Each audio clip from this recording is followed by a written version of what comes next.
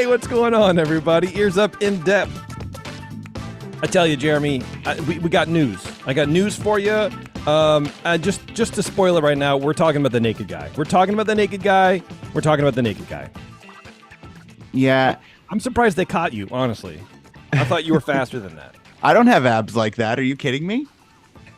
I saw that. I saw this dude, you know, I don't know if he's posing or whatever, but he's like out in public and he just has these abs. I'm like, wow. First of all, kudos to you. If I had abs like that, I might show them off too, but I don't know if I would, you know, run rampant through Disney World naked.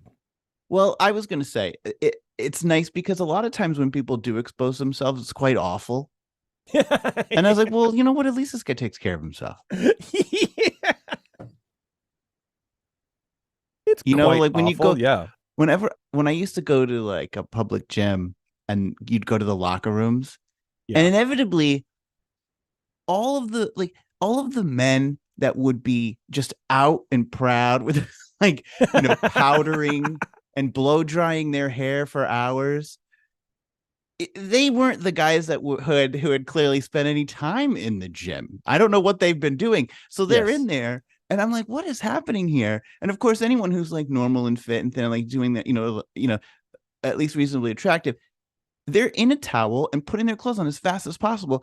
Yes, that's normal. I couldn't. The hair, the worst was the combo powder blow dry guy, because that's everywhere.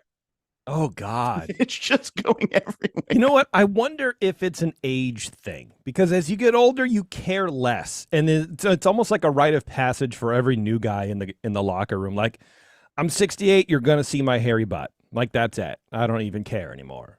Yeah, it definitely was a generational thing. You could tell that as you got older, the more powder you needed. 2, the longer you blow dried your hair, and 3, the longer you left yourself out naked. Yeah, it's a show a lack of respect. Boomers are disrespectful people, is what you're saying. This is what, I am 100% on board with what you say, because you shouldn't dress for yourself or your own comfort. You dress as a form of respect to the people around you. Yes, that's correct. I tell my wife all the time, how does this look? And she goes, it's fine. I said, but no, be honest, because you have to look at me. I don't. I put these clothes on, I look in the mirror real fast, and then that's it. For the rest of the day, I have no idea what I actually look like. I don't have to, my visage is not cast upon my corneas like it is for you. So it's up to you to tell me, do I have ear hair poking out? Am I a disgusting mess behind my head, like with my hair? Do you need to trim me up? Do I need, what's going on? Are my pants too tight? Right. What's going on? So, yeah. Well, anyway, I saw that. I was happy that at least he was in somewhat good shape, but I debated. I'm like, I don't want to talk about this because I don't want to amplify this guy. Like, he's already people are doing it for attention, and everyone on Twitter is talking. And I was like, you know what? I'm not. But then you said you were going to talk about it, and I thought, well, this is our job. Have to. Yes, this is our job. I have to. So I'll talk about it in a little bit, maybe after the break. I have some TikTok videos, Jeremy's favorite source of videos, because a lot of people have caught this man before, during, and after. Oh, yes. So it's, no pun intended, it's out there. You know what I mean? So we'll definitely be chatting about that. But before that, I want to talk to you, Jeremy, about rapid temperature drops closing Disney's Blizzard Beach for 2 days this week. Have you heard about this? I have heard about that. That happens every year. The only reason I was turned on to this, I had no idea. And I was flipping through the news. I'm like, what am I going to talk about? And then I saw from Disney Dining, and you can hear these Disney Dining, which is owned by, so Disney Dining, How to Disney, Inside the Magic, they're all the same company, right?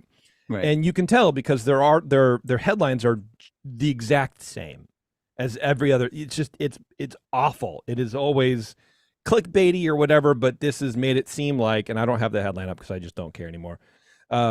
It made it seem like this one park will close immediately. Guests distraught, or you know what I mean? It made it seem like it was evacuated, and Disney's closing this down, and that's it. They're closed. They're shutting the gates. It's never going to open. It was very apocalyptic sounding, of course, right? I did my little trick. I copied their headline and I Googled it into another window, another tab, and it came right up that Blizzard Beach is going to be closed on November 28th and 29th due to low temperatures arriving in Central Florida. Lows for Tuesday and Wednesday are in the 40s, rising only to highs in the upper 50s as another cold front moves through the area. I didn't know that you guys got that low. Oh yes, it's actually a bit early for it to happen. And usually this is like late, like mid January to mid Feb weather. Like January Wow. gets this cold, yeah, and early Feb. But because the story that always happens inevitably every year is the lizards freeze in the trees and fall out, and everyone thinks that it's Oh, raining dead lizards because that's they right. I can't. forgot. Yeah, so I it forgot about does. that. Yeah. That is wild to me. I guess yeah, it blew my mind. And it's also weird that low 50s. I mean, I would imagine that it's sort of chilly there at night anyway. What are you going to Blizzard Beach or whatever it is on your Disney vacation in November? That seems wild to me. That seems No. dangerous and brazen. Yeah, in fact, Disney runs two water parks during most of the year because there's also Typhoon Lagoon. Only one is ever open throughout winter so that they aren't actually closing two. But no, you Wow. wouldn't go. In fact, I remember last year I spent Christmas Day in Epcot with friend of the show Brad, and Ooh. we were bundled up. I had a winter hat on and a heavy coat. It was freezing that day. That's awesome to me, man. I don't know why. I love On it. It's my on the favorite thing. on the flip side of that, Orange County, Florida, had 4 excessive heat advisories, all in mid-August. This is news just coming out with the numbers of this kind of stuff. But the heat index hit 113 degrees and more. So one person passed out in Toy Story Land. Another fainted at Liberty Square, while Hmm. someone else collapsed at the Disney Springs Rainforest Cafe. Others complained of not feeling well and being dizzy. Disney paramedics rushed to nearly 40 medical calls across the property for overheated Disney guests and took 6 people to the hospital during these 4 days in August. Like much of Florida, the most magical place isn't immune from the effects of climate change and the planet's rising temperatures. Throughout the entire summer, Disney World paramedics received 441 calls for guests' heat related medical issues, which is 22% more than last summer and more than double from 5 years ago. My word. Yeah, that's wild to me. I don't know why. One person at Epcot's Mexico Pavilion, quote, got overheated, began seeing spots on the 4th of July. Just so dehydrated and hot that you're seeing spots, man. Yeah, I think they might God. have had one too many drinks in the tequila cave. Yeah, I wonder what that. Yeah, probably it. It's being hunkered down like a bear in hibernation in that friggin' tequila cave, crushing little shots, doing all the stuff, pretending you know how to taste tequila, and it's dark and it's cozy and it's relatively cool in there. And then you step out into the blazing July sun. You're dehydrated. You haven't stood up in 4 hours because you're drinking, and then you can't see. You're blinded. You see spots because you looked at the sun, going, "What is that fiery ball in the sky? Yeah. It's still there." And you pass out. Well, you get out of that thing and it is so bright because you have been in there and it's like your rods and cones are all messed up. You're just like, Yeah. wow, what's going I'm always saying that. That's the one thing I regret not being able to do when we went to Disney World in 15, I think it was. We didn't get to go do the Tequila Cave because I didn't really know it was there. And it was so busy and packed. I'm like, I don't care that much, but I wanted to, experience the thing. Yeah. I want to make also just an addition to your cold temperature story. In addition to that, I read that the Moana Journey of Water walkthrough that recently opened at Epcot has been running warm temperature water through the interactive fountains because of Why? the cold temperatures outside. So the water changes temperature Why? I don't understand. because it's cold out. So you don't want to go in and play around in colder water. Oh, So they're heating it's up like a the play water. thing. Oh, I didn't know that. I It didn't is realize it was a interactive. play So thing. you put your hands through and it makes noise, like you conduct the water. So you can get wet in there. Oh, okay. That's interesting. Yes. Have you done it yet? Have you done that Moana thing? You No. said you're going to. I know, but I haven't been back to Epcot since. Oh man, I saw a video of it. It honestly, It was like one part you have, Tafiti there, and it's a little pond or whatever, and it just looks like a rich person's pool. It didn't really. I was like, oh, that's cool. It's It probably like totally looks. That's probably exactly what it is. Bob Iger's backyard. It was just like, oh, this is neat. I guess I don't know, a bunch of foliage with different lights and water and a statue. All right. It looks like the queue for Seven Dwarfs Mine Train. Like there's water things you play with in there too. I am going to Epcot on December 19th. That's confirmed. That will be my next trip. So I will report back then. All right, everyone, go find and stalk Jeremy, please. I'll be in the tequila cave screwing up my rods and cones. They should have like a flight of tequila and call it the rods and cones. Yeah. I don't know. Anyway, go ahead, Jeremy. What do you got? Oh, my first story already. Okay. Yeah. Online, this lady is taking a beating because she was on a ride caught breastfeeding. Go ahead, please. A Pittsburgh, PA woman was visiting Walt Disney World recently with her baby daughter and others in her family when she was caught mid-ride breastfeeding the 1-year-old child. She was on the Frozen Ever After ride at Epcot when the baby began to tug at her shirt, indicating that she wanted to, feed. I don't know what you call it. It's not really eating. Suckle from the breast of motherhood. Yeah. Yeah. Ingest fluids from glandular excretion. That's good. Ports. But okay. As the ride vehicle approached the final large drop in the ride, suddenly she noticed the flash from the on-ride camera. And she says, as soon as I saw the flash, I was like, oh no, I think all of these people have a picture of me breastfeeding my baby on this ride. Oh no. Yeah. Oh no. I love your impression of her. Oh no. Oh, rats. That sucks. So her immediate reaction was to send the photo to other people in her family, including her cousin Joe Goddard, who runs a women's lifestyle website called Cup of Joe, and asked her if she could post the pic on the site's Instagram page. So she had a quick change of heart. She went from, oh no, to, here, do you want to put this on your women's lifestyle Instagram page? She went from, oh no, to, hey, Joe.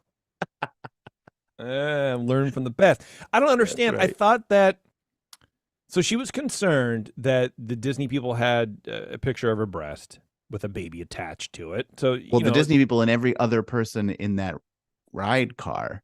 So, okay, so it took a picture. So the people who scanned for the photos didn't catch it, I guess, because don't they have, isn't like an actual cast member checking for, people flashing or doing inappropriate things, and they delete those from the thing? I guess they let it go. I guess not. Yeah. Huh.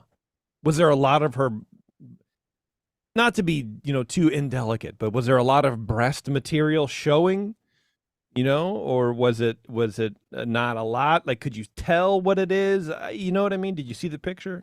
I'll put it this way. I've seen more discreet breastfeeding in my past than what I saw in that picture.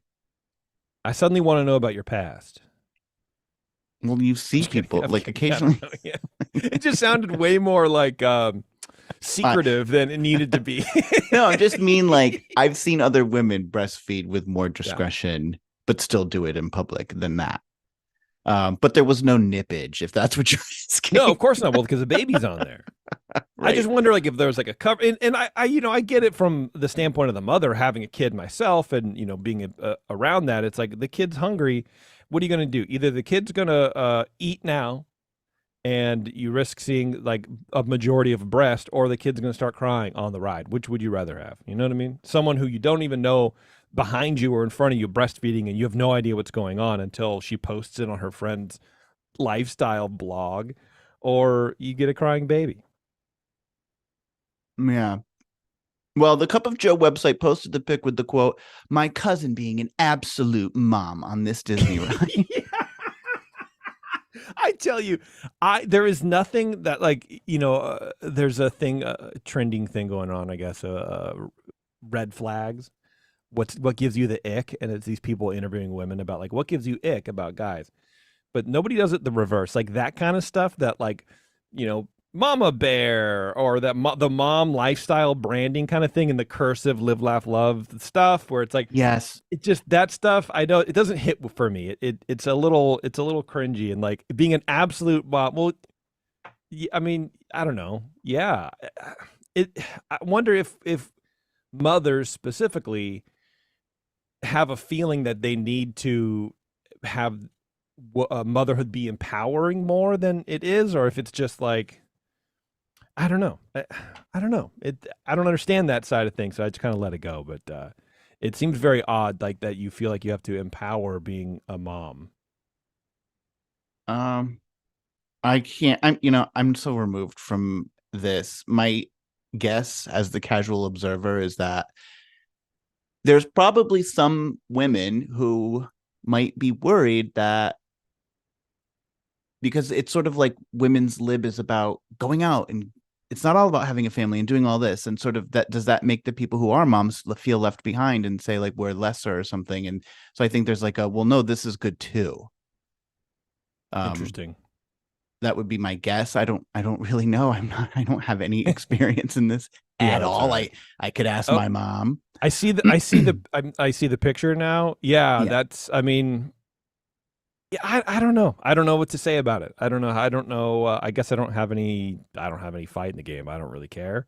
right. But yeah, it's a lot of exposed breast, and uh, look, I don't know. I think maybe why it shocks me is that like I don't see womanhood or breastfeeding as like such a thing where people need to be empowered about it. It's just to me, it's like a point of fact. Like you need to feed your kid. Yeah, do it. You're in a dark ride, of course. You didn't expect the camera. Cool. You were going to be done by the time the thing was over. It doesn't bother me. So I think that kind of attitude about like absolute mama bear or whatever seems a little like okay, just calm down. Okay, just relax. I'm not, no one's I'm not picking on you. You don't need to throw it in my face. Yeah. Well, she did receive some negative pushback.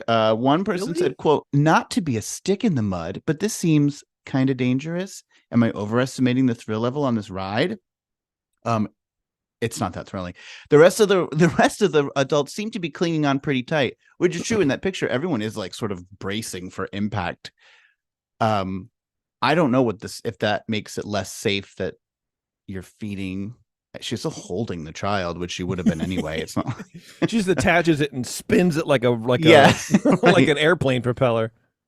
Someone else said, I don't have anything against feeding your baby in public, and I actually encourage women to do it. But some people, like your cousin, just want to be the center of attention. And actually, I do think this person has sort of hit on something that because it's like, well, if you were worried about this being seen, why did you then go send it to a public? Like you didn't even just post it on your own Instagram profile, which may or may not be private, but you sent it to a lifestyle profile. Like you wanted this out there.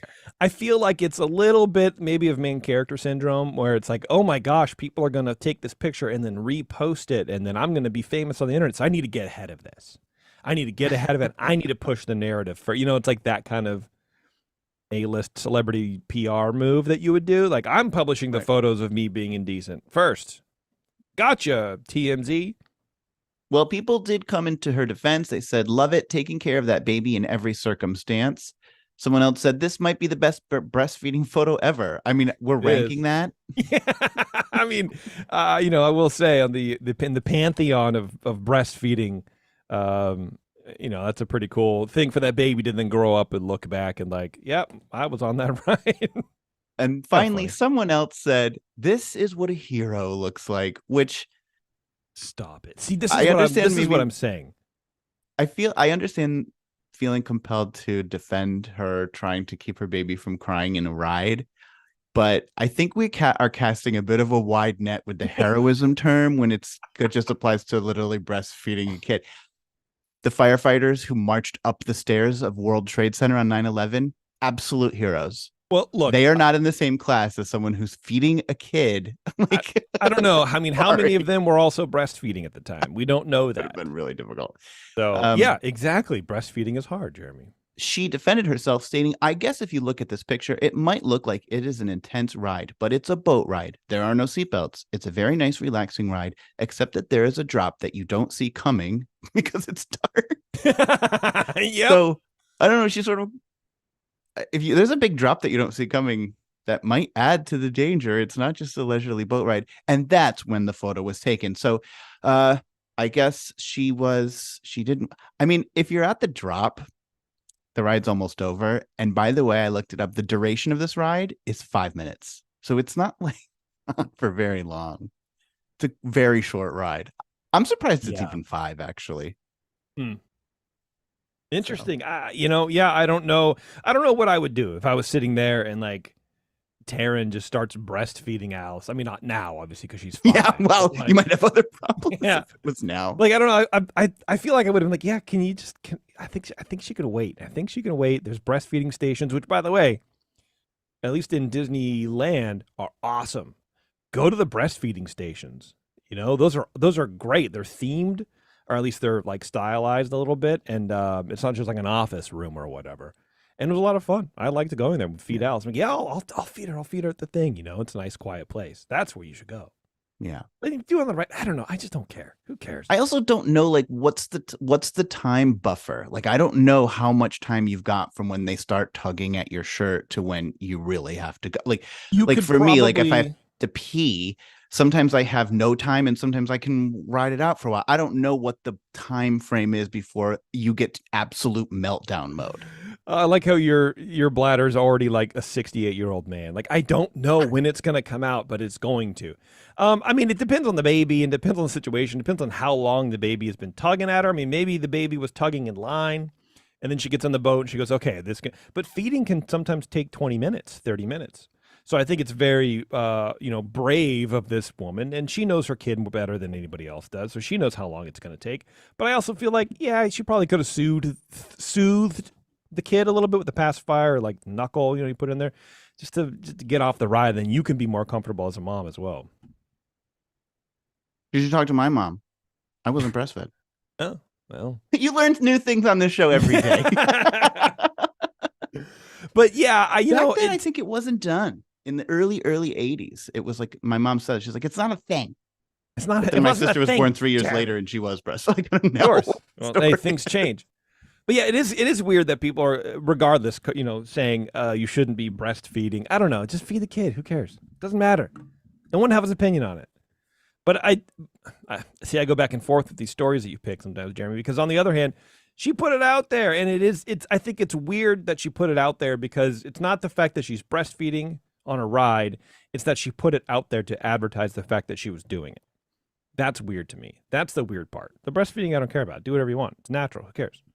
Also, if you're putting something out on social media, and not only on your own social media profile, by the way, but you have now distributed this deliberately to something that presumably has quite a wide reach, or wider than your personal account.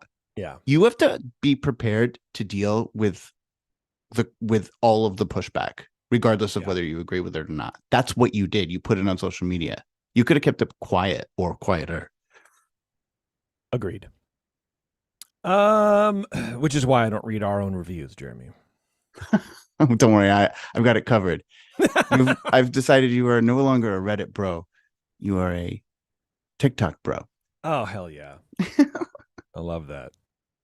All right, Jared, let's talk about not the Disney Wish, but the movie Wish from Disney that released last week. And, the lead up to it in the press, people are like, oh, yeah, Wish is going to be great. And there was a big push from the Disney company.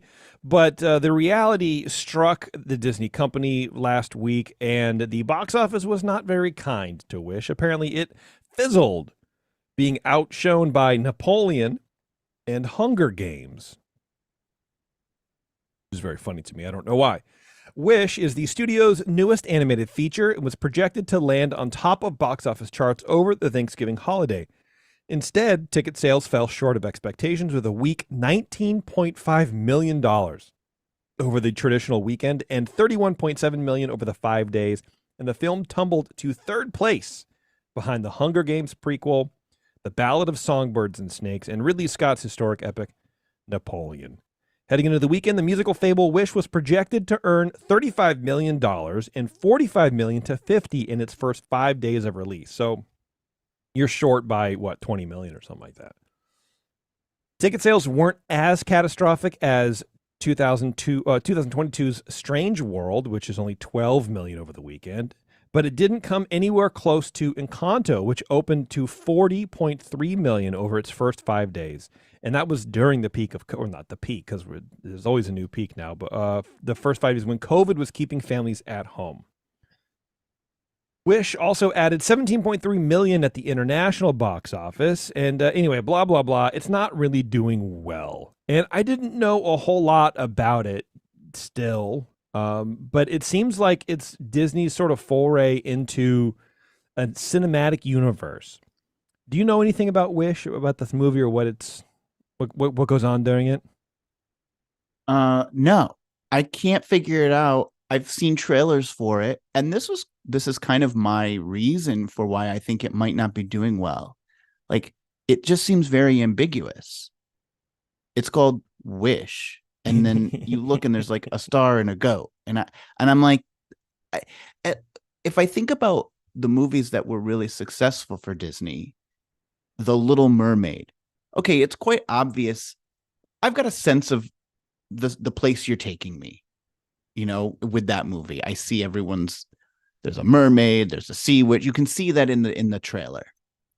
The Lion King, got it. Beauty and the Beast, got it. Pocahontas, got it. I know what you're going to tell me. I have a general gist of what I might be seeing.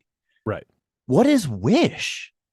Well, you know what? I'm glad you asked, Jeremy, because it's about a land that the king is nervous about change or something like that, so he controls everyone's wishes. And so the main character somehow is able to break free and cast a wish upon a star and make all her dreams come true or something like that. What's wrong with Wish? This is from Forbes. They say many, many things, including a viral clip that portrayed the central hero as kind of dumb and its villain as kind of right. But the most egregious thing may be how the film ends, probably one of the worst endings to any classic Disney animated movie. By the end of the film, this is a spoiler, by the way, if you're going to watch it. By the end of the film, we have Asha, who's the main character, wishing on a star, which becomes the literal star that is wished on in Pinocchio. King Magnifico which is the villain in Wish, appears to become the magic mirror from Snow White. There are Tangled, Pocahontas, Bambi, and Peter Pan cameos or references. There are strong indications that Asha will eventually become the wish-granting fairy godmother in Cinderella.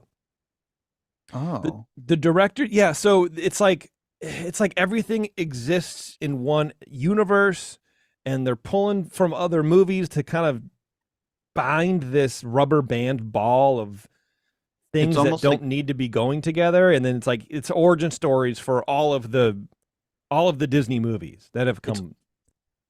It's almost like this is the root of the Disney tree, and everything branches from this. Right. Okay.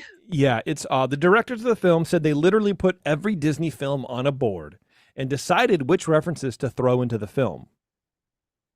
That's such a great way to write a movie. Isn't that cool? It's so awesome. Like, here's all of the this is what we talk about on the show all the time, and it's not just us. In case you want to leave me a bad review on iTunes or whatever, go on any sort of like internet site that deals with Disney stuff. This is what people are talking about. There's too much of this recycled content that people don't want. People do not want this kind of content, and it shows. I think part of the box office slump is because people are waiting for streaming, because they already pay $10 a month for Disney Plus. Just wait for it to come on Disney Plus. I'm not going to the movies for this. I'm going to be getting it soon. But also, it's because I don't think it's interesting. No one cares. This is from the directors. They say, we talk about making an original story with original songs, making sure that was solid before we added all these layers. But now there's over 100 nods to other films. So they say that they have an original story that was solid, then they just tacked everything on top of it to the point where the star is now the star that Pinocchio wished. Like, where did that why it seems like, oh, hey, we like this really cool story about a king who controls all the wishes, and this girl breaks free and somehow manages to overcome. Great. How can we ruin that? I know. Link this to every other story we've ever made in this company. Perfect. That sounds great. Let's water down all the original content we can with stuff like this. Right. And none of that can be done naturally. No, it's all going to seem forced or like, oh my God, that, even if it's done well, it's just going to be an eye roll from everybody. I mean, most people. This is Disney Animation Studios CCO Jennifer Lee speaking to Games Radar. She says, quote, I think the concept of a Disney multiverse has come up so many times from people, just all the little hints like Rapunzel and Frozen and things like that.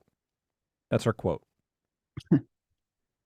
But so what they did, admittedly, they took the small, tiny little details that people like to look for, the Easter eggs in films, and they said, let's just combine all those together and really hit everybody over the head with these. Then they'll love it even more. Well, anyway, it has Go ahead. I'm going to go. Or are you going to go? The article goes on. The point is that Wish is not subtle at all, and few critics who saw the film were not wild about that concept. While this may not be building to some sort of a Disney Avengers versus Disney villains concept in the future, at least certainly not after Wish's disastrous box office performance, it's one of the many things that seem to have gone wrong with the film.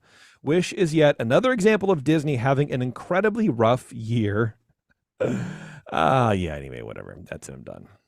That's right. This all misses the point. Yeah. The thing that I sort of didn't really love was it looks weird to me. It doesn't look like animation I'm used to, or at least animation that I expect to see from Disney. It seems to be in some sort of different style, and it almost looks like the way I see it, it just kind of looks cheap. Like, I don't know what it just has a look that just is off to me, and I don't know how. I can't quite put my finger on it, but when I saw the trailers, it just looked a little off. I will say that on Rotten Tomatoes, while it is not getting very good reviews from critics at 49%, it does have an 81% audience score. So the people who are going to see it, I guess, seem to generally be liking it. Interesting. Well, good for them. I'm glad that they enjoy things. It's had a pretty severe, apparently it's people who are willing to go on there and make reviews, and that might not be a representative sample of the public because the numbers aren't bearing that out. The drop off was really significant. And if you look at a movie like Frozen was still number one at the box office after 7 weeks. And it was a powerhouse that it had its initial post-Thanksgiving fall off, and then it started to come back up again and held number one at least through 7 weeks, I believe. So super wild. Yeah. And, not everything can replicate that, of course. But to have such a bad return on Thanksgiving when more people are going to the movie theaters than have been in the past 3 or 4 years. To see that is like, ooh, that's gotta hurt. That's really gotta feel bad. Yeah. Only in Iger's reign, his tenure. This is what we're getting. I don't know. Yeah, well, this was probably put together. I mean, this didn't come together in the last year. This is a Chapek project. You don't know that. No, stop it. It was probably an Iger project, and then Chapek was going to be the hero and fix it. And then Iger said, "Don't touch my baby." And he got fired again. I have no idea what the timelines are on these. It very well could have been. It's probably 5 years. That's my thought for everything from any decision within the company. I just give an automatic. That was probably greenlit 5 years ago, whatever it is. Yeah, you're probably not wrong. Interestingly, because I drew the parallel to Frozen. I think Frozen opened against a Hunger Games iteration as well. Probably. I love Hollywood so much that we're just every 10 years we're back on the same cycle of pitting movies against. Like, can we just let franchises breathe? Can we just go? Like, this was cool. One thing, and I'll take a break, but I saw an interview with Tim Burton, and he was talking about Nightmare Before Christmas sequels or prequels because he asked about that a lot. And he's like, literally never. I will never do one of those because it doesn't need it. Yeah. The story was there. I am not interested in retelling the story. I'm not interested in continuing the story. The story was fine on its own. And I really, really respect that because not everybody's going to turn down a fat check. I mean, that with all of the merch that Disney is, all the money Disney's making off the merch, the super interest in that movie, it feels a lot like Star Wars kind of did, where it was like, obviously not that big, but it's a very culturally important like thing for, nerds and Halloween and Christmas and stuff. It's everywhere in the parks. It's just getting bigger and bigger. The draw is there. I'm sure Disney's really putting pressure on him to be like, let's go. We got to do something. And he's like, no, I'm not doing it. Doesn't need it. It would ruin that franchise. It would ruin that story. You know who else never wanted to make a sequel and said so publicly? Who? Walt Disney. That's right. Well, you know what? What would Walt do? But only if it reinforces what we want to do. Because you and I had this debate. You can change whatever Walt, you can change it now. Well, you can make it Walt. We don't have to listen to what Walt said. Right. Because he would have changed his mind, according to you. He would have changed his mind. None of Walt's quotes matter. So it's great that we have because sequels. He did. I'm glad. Well, I think more to the point is don't bring out Walt quotes to justify what you're doing. Not that that's what you did, but I'm talking what about if Tim Burton changes his mind? Or when he dies, can we say that he changed his mind? I don't know. Can we? Should we? I don't know. Let's take a break, Jeremy. We're going to come right back. We're going to do a little bit more Disney news. We're going to cover The Naked Man. We're going to do some other stuff. It'll be a fun time, whatever Jeremy has up his sleeve. So hang on, everyone. It's Ears Up In Depth. We'll be right back. Back to the newsroom on In Depth. All right. Thanks for hanging on, everybody. All right, Jared, what should we do? Should we talk about The Naked Man yet or not yet? Naked Man. Naked Man. Naked. Why do I feel like that chant has been sung more than once? Naked Man. Naked Man. Or Streaker. Maybe he's just a streaker. Well, it's weird. Okay, so here we go. Man arrested after stripping down at Disneyland. It's a Small World. Is it Disneyland? Oh my God! I thought it was Disney World this whole time. No. Oh my goodness! I love the story even more. Anaheim police were called to Disneyland Sunday when a 26-year-old man stripped down. This is yesterday. Stripped down and began climbing through the It's a Small World attraction.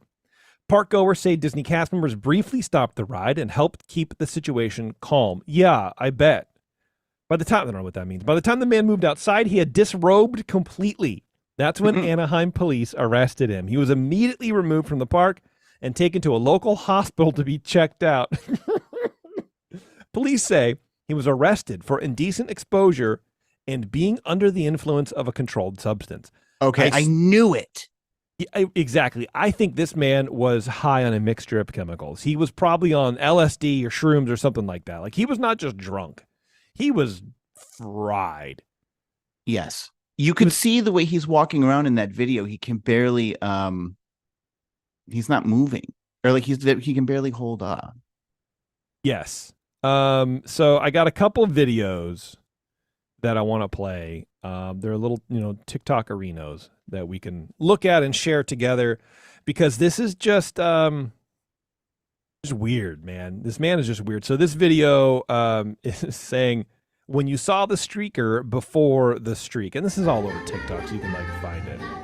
But so it's the boat ride. It's in the of course it's still clothed. The Christmas version of Small World, which is the best version, honestly. I don't know what room they're in, but yeah, so this man's walking in all black, and he almost looks like a Weird Al from the Eat It movie. I don't know, it's weird. He looks like a young Howard Stern. He really does. WNBC. And he's walking along in between the canal and the set, right? So he's just walking on the ground. And that's kind of it. And I bet these people on the boat were like, what is this dude doing? And he just looks, actually, he looks like a serial killer. Yeah. But he kind of just looked like he was just going around, he's just walking along. And this is another video from when he, so people are yelling. So there's a point in Small World where it looks like a little fountain or whatever. I forget where that is. That's the Taj in Mahal. Taj Mahal, thank you. Yeah. And so he's stepping over the animatronics into like the water, I guess, that runs Yes. in front of the Taj Mahal. That's supposed to be that pool. And someone's yelling, "Get off! You are going to get hurt." And he's in his underwear. And he sits in the water and he sits down cross-legged and just casual as you like, puts his hands over his arms like he's just waiting for his best friend to, I don't know. And then he gets up, barely. He tries to get out. And, yeah, he's just walking around. Now he gets out. He's just cruising around. Oh my god. Oh god. And there he's just disappearing into India. Oh my God.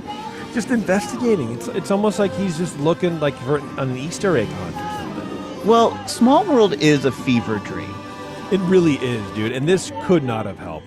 Like So whatever. if you're on drugs, Yes, exactly. Whatever high he was on, I would love to know what he was on, what he experienced during this, because you're right. It is a fever dream. It will mess you up big time. That ride is just bizarre anyway. So here he is again. It's just more of a close up. I mean, he looks like Richard Ramirez, or you know what I mean. He just looks messed up, hanging out, can't get around, so he just gets back in the pool. Oh, it's not even real water. There you go. That's right. He's No, just it's sitting on the not. thing. it's like he sat down on that. But what bothers me in that scene, Here's another one. Sorry. So this is him. Now he's walking through the canal, moving boats out of the way. this is not good. And then he just sits kind of on the side. He doesn't know where he's going. He is like just drugged. There's a cast member with a flashlight pointing at him, and he's sitting down on the side and just kicking back, man. Just loving life. He doesn't seem particularly bothered. Absolutely not. He's not trying to run away. He's not trying to hide. He's sort of lumbering weird. Yeah, this is not the walk of a sober gentleman.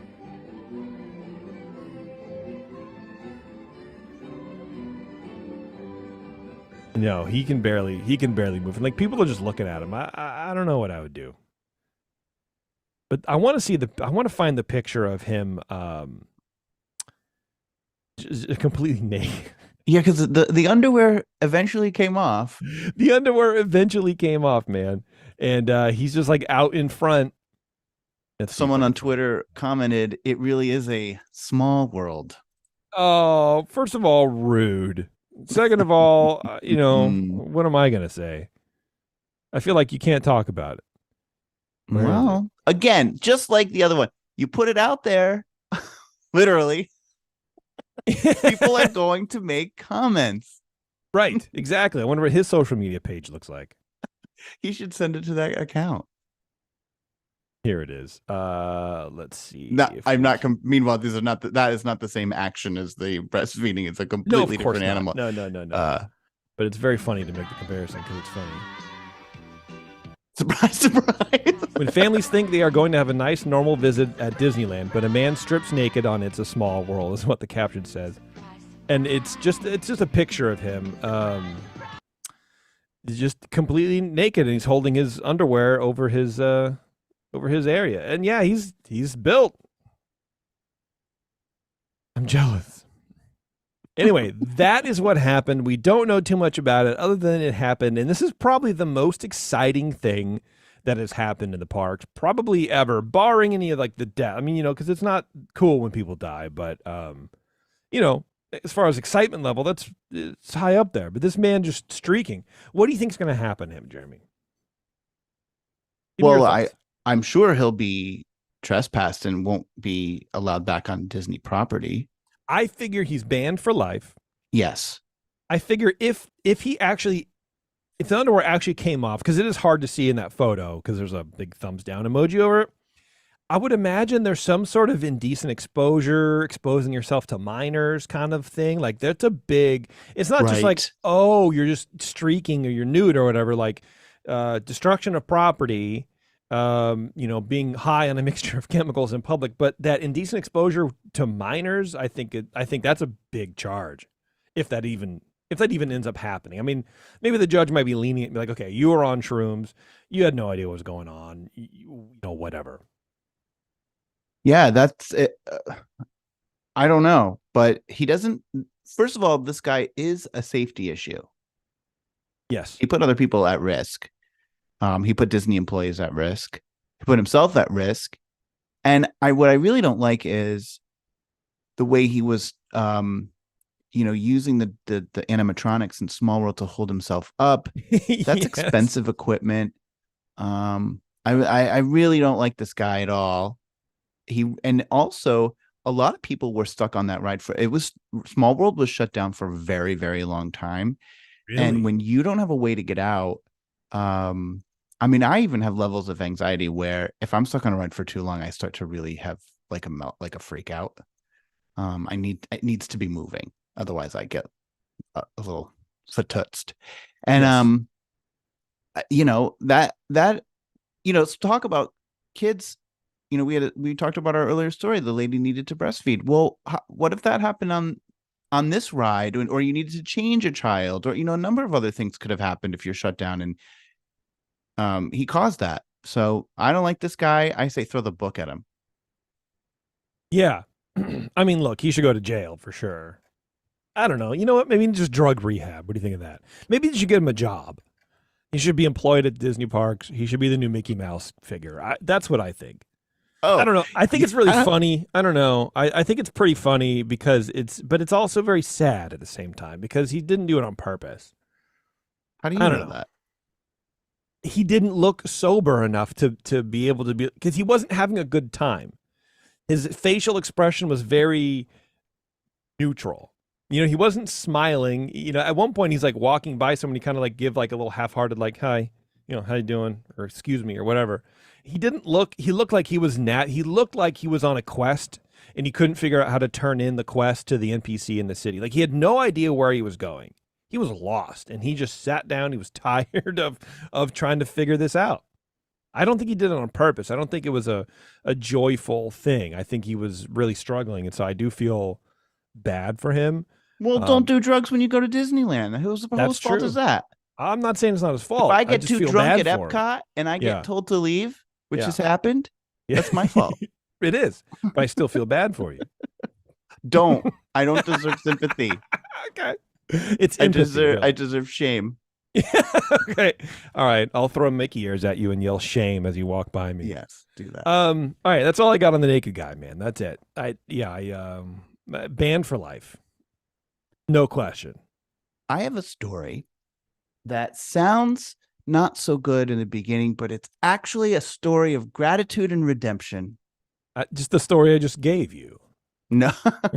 Okay. Yeah. We haven't seen the redemption yet. I'm hoping for it. Yeah. I hope he pulls through and redeems himself. Me too. His career wasn't pulled out from under the rug when he used his Disney corporate card to buy drugs. A Disneyland employee who spent $24,000 on his corporate credit card to fund a lifestyle fueled by illegal drugs said the Mouse House gave him a second chance after he came clean about his irresponsible splurging. Have you heard about this guy? Whomst amongst us. I have, yes. I have a little bit. Taran Sargassian. Taran? I know. What? It's actually Taron, so I think it's Taran, or I don't know. But I'm calling him Taran. I would too, man. Who has since left the company, penned an essay for Business Insider detailing his personal struggles when he started an internship with Disney in the summer of 2024 with the Disneyland PhotoPass team. You mean 2004? No, I mean 2014. Okay. Did I say 2024? Yeah. I'm reading the future. Yeah. 2014. Check Sorry. your company card. Almost 10 years ago.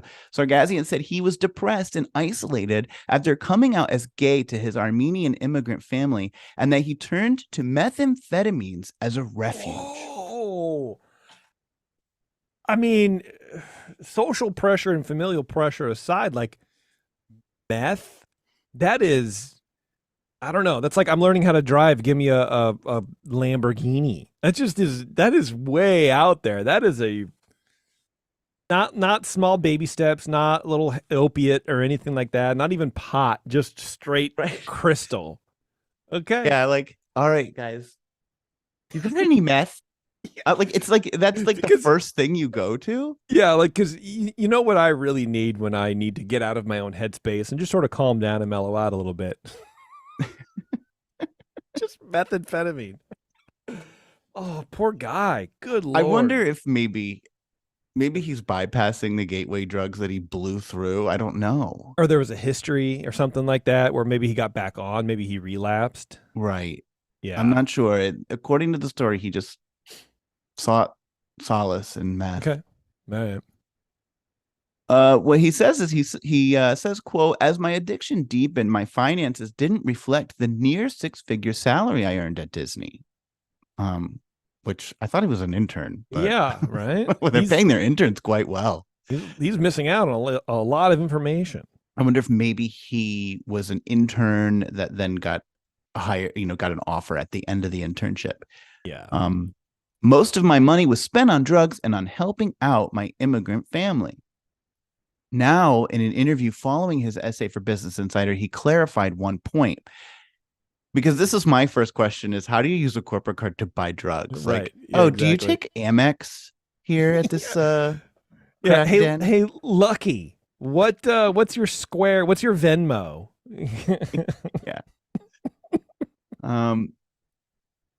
He didn't use the corporate card to buy the illegal drugs, but of course, as we know, money is fungible. So he used the corporate card for his personal expenses like clothing, groceries, dentist, all that.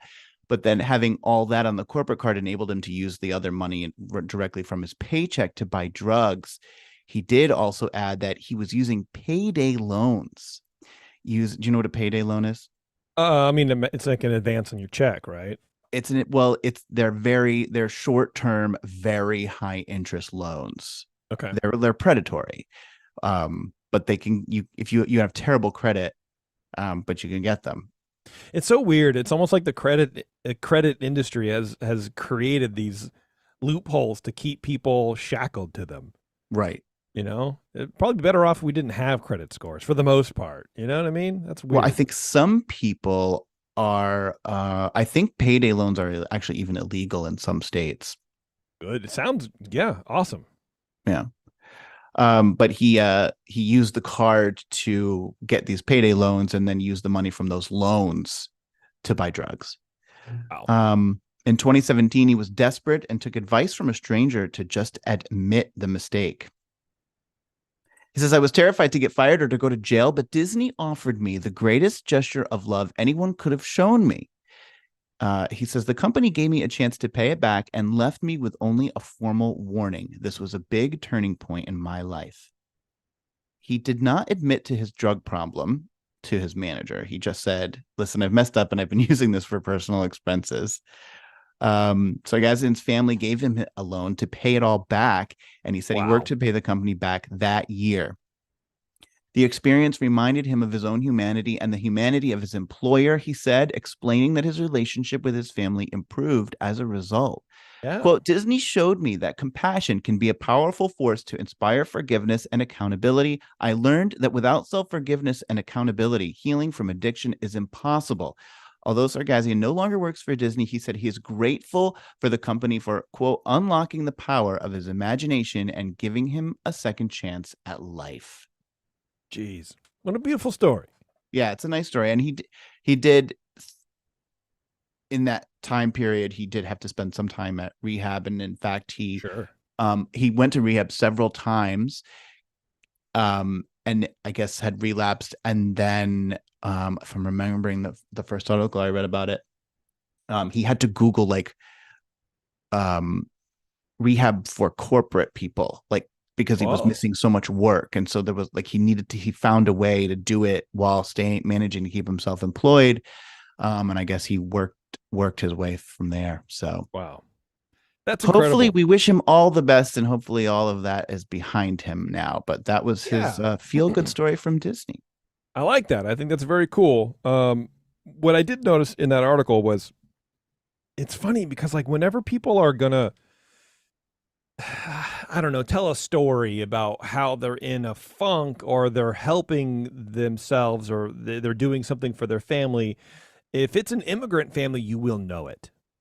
It's like if you're a vegan, if you're a CrossFitter, or if you're Italian, you're going to tell people 24/7 that you're all of these things. You could add immigrant family. Like he didn't need to say helping my immigrant family. He could have just said helping my family. But for some reason, he had to like really get pointed like immigrant family, just so you guys know.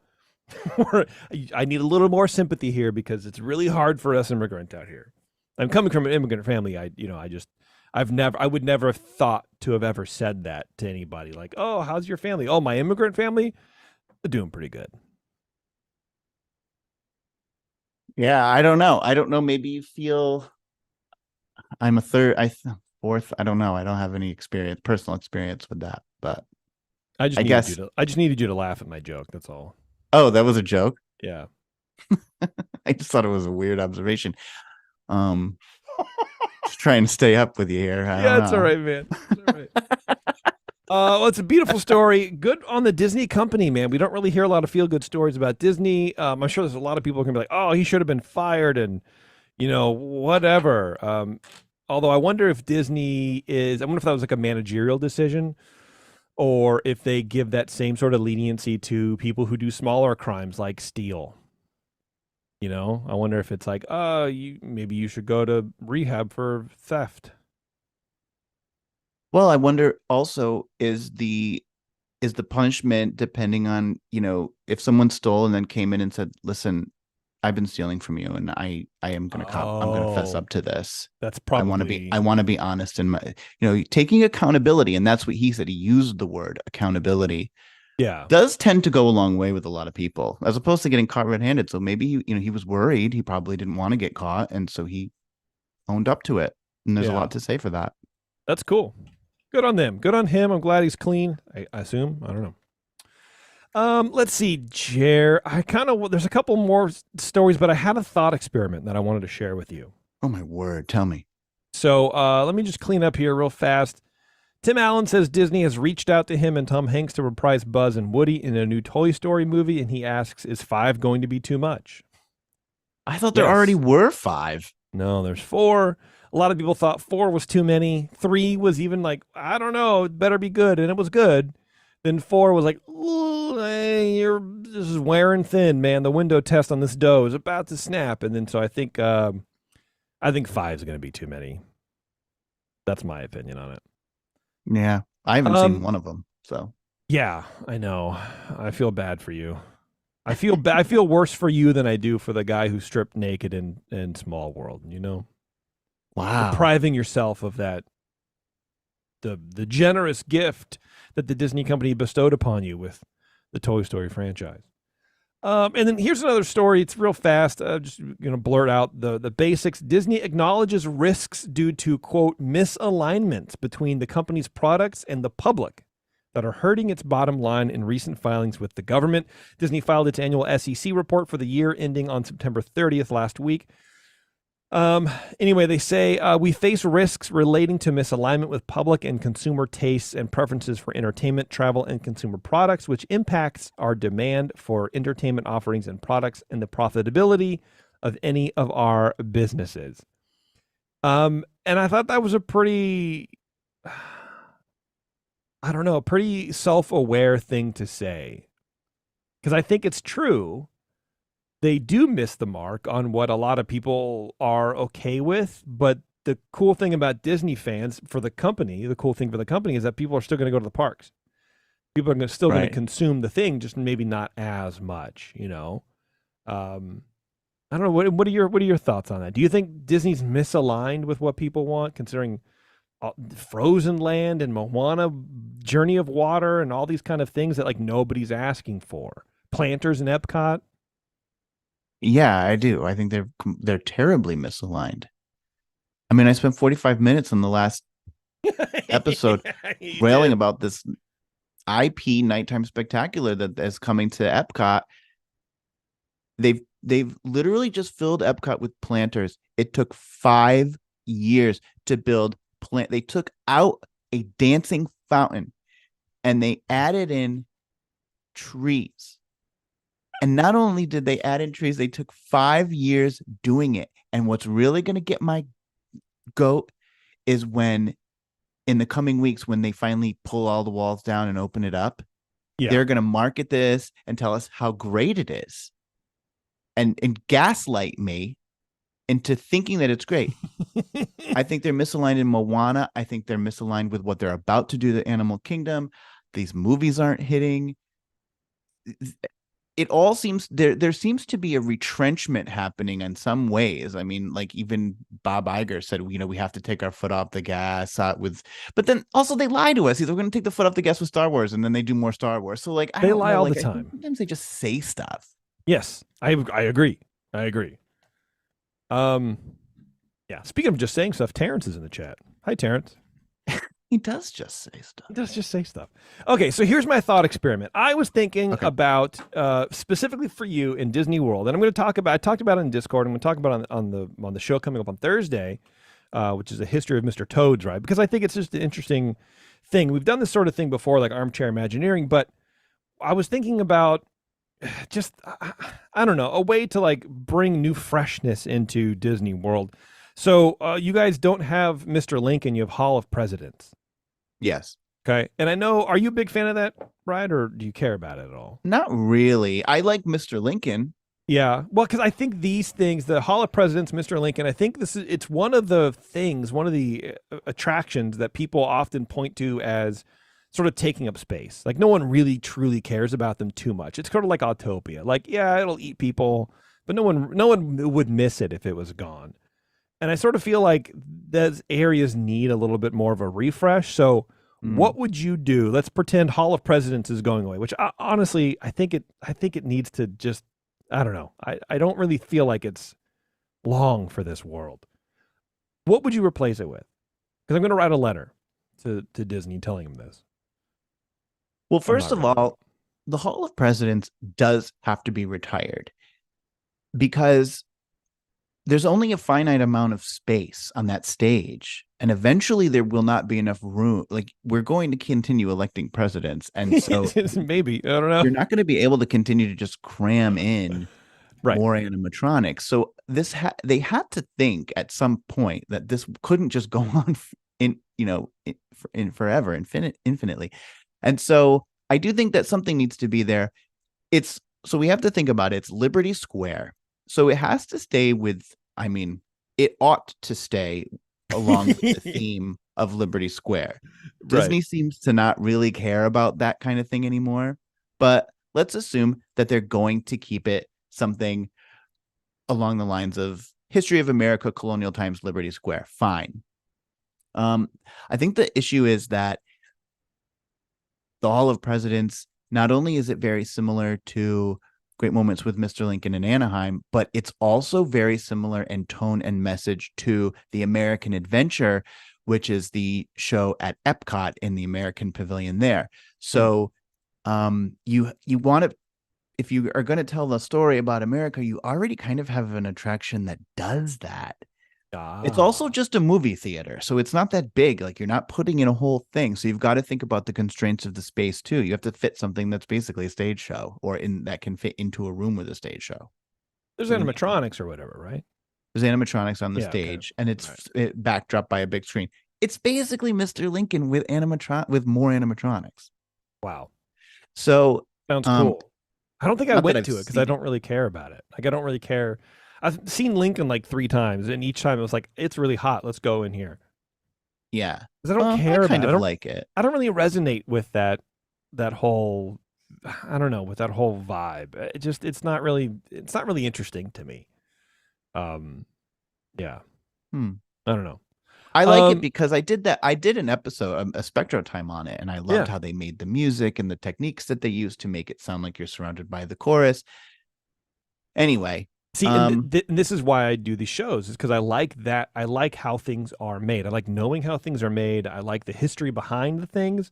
But I don't know. That's just, and I guess that's why I wanted to bring it up, because that's one of those rides, those attractions that people often talk about when they say, "Hey, let's do a refresh, or let's do a thing, let's pull something out." Well, let's just do this one. No one really cares about it.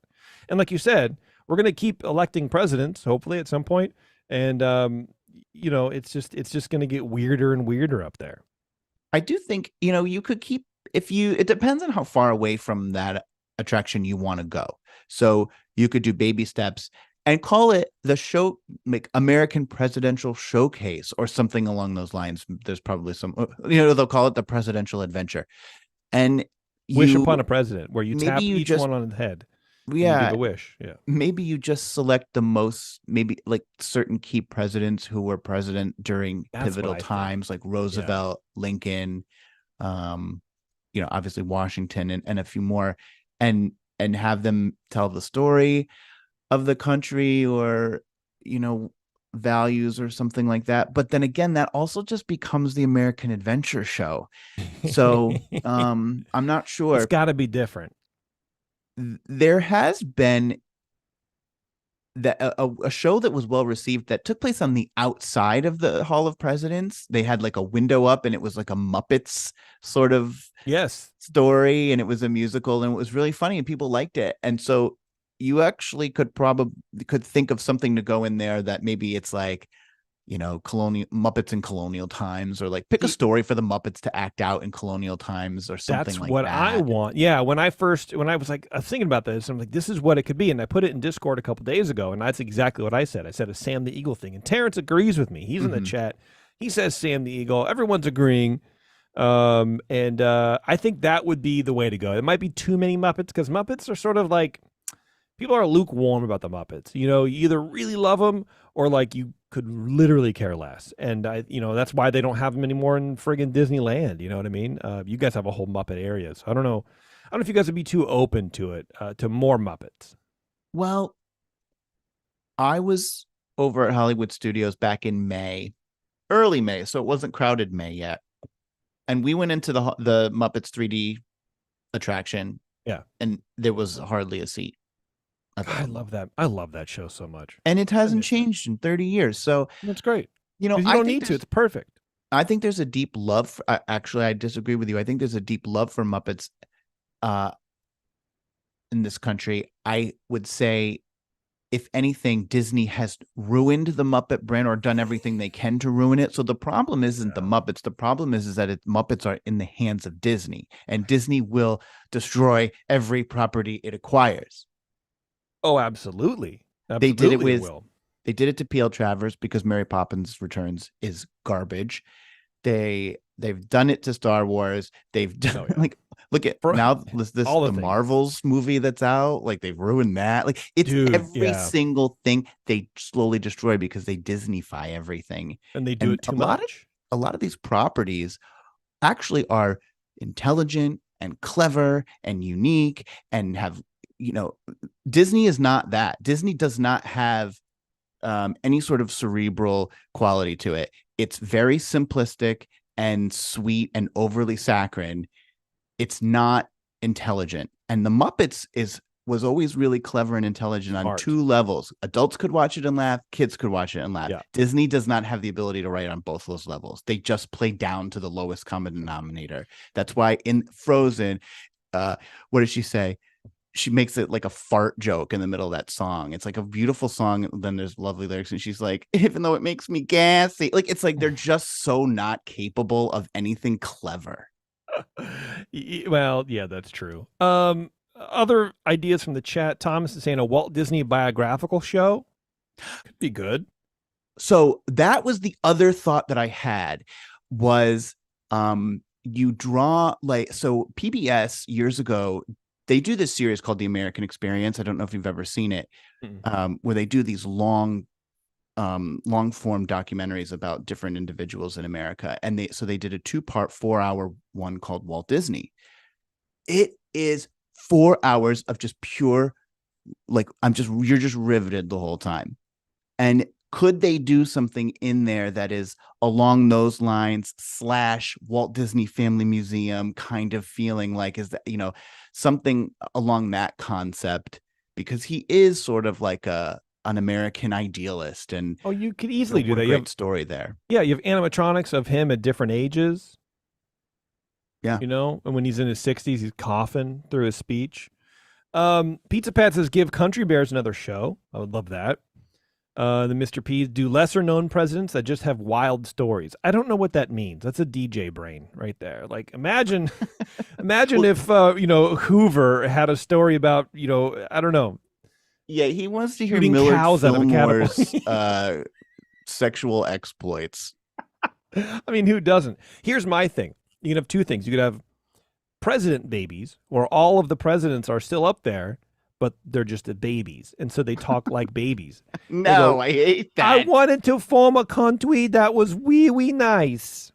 You can do that, or you just have Moana and Elsa lightsaber battle. I don't like any of that. And I want you to, and then every once in a while, a stream of water will come through because water has memory. So I don't know, man. Whatever.